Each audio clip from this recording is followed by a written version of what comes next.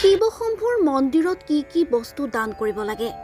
শাস্ত্ৰৰ মতে এজন ব্যক্তিয়ে মন্দিৰত দান দিয়াৰ দুগুণ ফল পায়। দান দিয়াৰ কি উপকাৰিতা আছে জানো আহক। হিন্দু ধৰ্মত দান দিয়াৰ পৰম্পৰা অতি পুৰণি। দান কৰিলে কেৱল গুণেই নহয়, ঈশ্বৰৰ আশীৰ্বাদৰো বৰষুণ হয়। একে সময়তেই মন্দিৰত কৰা অনুদান অধিক ফলপ্ৰসূ হয়। শাস্ত্ৰৰ মতে এজন ব্যক্তিয়ে মন্দিৰত দান দিয়াৰ দুগুণ ফল পায়। জ্যোতিষাচাৰ্য ৰাধাকান্ত ৱাটছে আমাক জনাইছিল যে প্ৰতিজন দেৱতাৰ স্থান বা মন্দিৰত বিভিন্ন বস্তু দান কৰাৰ বাবে এটা বিশেষ আইন আছে। এনে পৰিস্থিতিত ভগৱান শিৱশম্ভুৰ মন্দিৰত কি বস্তু দান কৰিব লাগে আৰু ইয়াৰ কি উপকাৰিতা আছে জানো আহক। শিৱ মন্দিৰত ৰূপদান। শিৱ মন্দিৰত ৰূপদান কৰিব লাগে। ৰূপৰ সাপ এটাও দান কৰিব লাগে।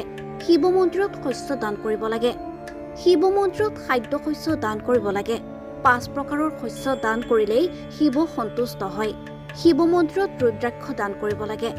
ৰুদ্ৰাক্ষ ভগৱান শিৱৰ অতি প্ৰিয় বুলি গণ্য কৰা হয়। সেইবাবেই শিৱ মন্দিৰত ৰুদ্ৰাক্ষ দান কৰক। শিৱ মন্দিৰত ঘিউ দান। ভগৱান শিৱক ঘিউ অৰ্পণ কৰাৰ বিধান আছে। এনে পৰিস্থিতিত শিৱ মন্দিৰত ঘিউ দান কৰক। শিৱ মন্দিৰত গাখীৰ দান। শিৱলিংগত গাখীৰ আগবঢ়োৱাটো শুভ বুলি গণ্য কৰা হয়। আনহাতে শিৱ মন্দিৰত গাখীৰ দান কৰিলে যন্ত্ৰণা দূৰ হয়। শিৱ মন্দিৰত ঘণ্টি দান কৰা। শিৱ মন্দিৰত ঘণ্টি দান কৰিলে ইতিবাচকতা আনে। এটা ঘণ্টি দান কৰিলে ভগৱান শিৱ ঘৰত বাস কৰে। শিৱ মন্দিৰত সহায় আগবঢ়াওক। সেৱাদানক আটাইতকৈ শুভদান বুলি গণ্য কৰা হয়। সেইবাবেই শিৱ মন্দিৰত সেৱা কৰি সেৱাদান কৰিব লাগে।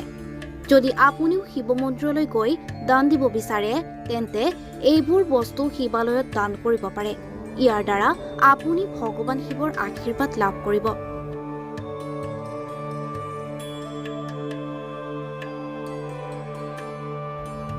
Bureau report, teen news hour.